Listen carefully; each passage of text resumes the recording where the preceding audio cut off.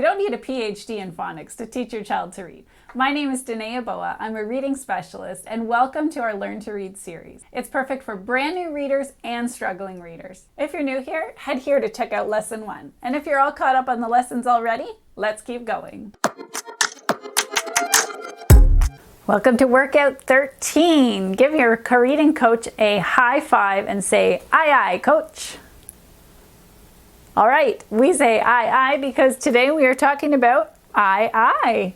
This is the letter I, capital I, which we've seen before because that's one of our sight words when it's all alone, and lowercase I with a dot. Now the lowercase I is the one that we're going to be practicing today because that's the one that shows up the most within words that we read in our reading. So what does an I sound like? We have, when it's all alone, we know it sounds like I. When it's within a word, usually it sounds like eh. Give your reading coach a look and say eh, eh. All right, your game today is called Aye, Aye, Captain. All right, and this is the way we're going to play Aye, Aye, Captain. So your reading coach is going to read you some words, and if you hear eh, eh inside of the word, you're going to stand up and say, "Aye, aye, Captain." If there's no "eh" within the word, then just stand at attention, which means arms at your side. So go ahead and stand up and have your reading coach read you those words slowly so that you can listen really well for that "eh" sound. And remember, if it's in the word, eh, eh, in the word, "Aye, aye, Captain." And if it's not, stand at attention. All right, have fun. All right, let's do a brain exercise. Are you ready? We're going to change the I in chip to an ah. So change the I in chip to an ah. So first, let's separate out where we find the I sound.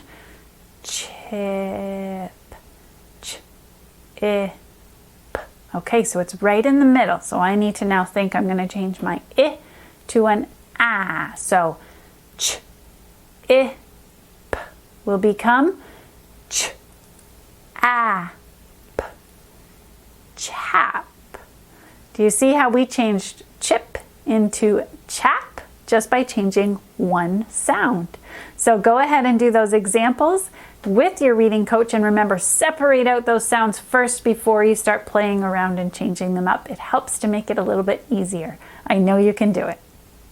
All right, you've got some new sentences to read. So what I want you to do again is go through those sentences and now find those 4 sight words and give them a circle. Remember, you don't have to worry about sounding out those words. So take a look to see if you find any I's, the, my, or you. If you find any of those in the sentence, give those a circle before you start reading, and then just worry about the words that you need to sound out to put your energy into.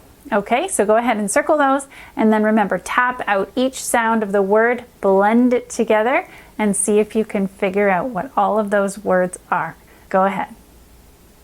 Okay, let's try to break apart this word. Let's work with the word inch.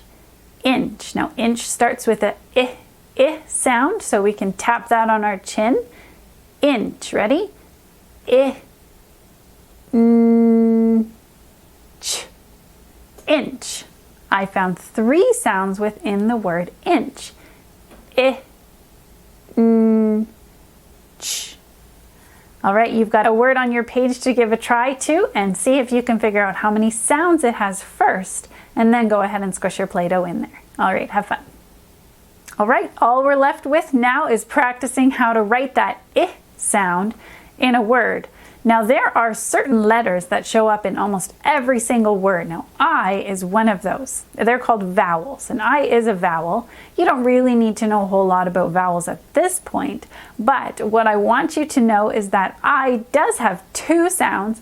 One that we've already learned, which was when it's all alone, it's I, and when it's within a word, sometimes it says I. So those are the 2 sounds. I want you to put your hand out like this, and I want you to say I, I, I. So those are the two sounds that it can make, and sometimes we have to play around with those sounds when we see it in a word to figure out which one it's going to say. When we write this letter, we're going to practice writing this lowercase one because we've already had some practice writing uppercase when we were doing our sight words. So when we make a lowercase I, we're going to start at the line, drop down, and my dot doesn't have to be huge. It's not a big old circle. It's just a dot, so not too big, and it just kind of floats above. It's not connected to the I and it's not way far away. It's pretty close by, but it's not too big and it's not connected. Let's try again, and this time let's say the sound of I. I, I, I, I, I, I. Excellent. Have a go at those I's and you are done your workout for today. Congrats.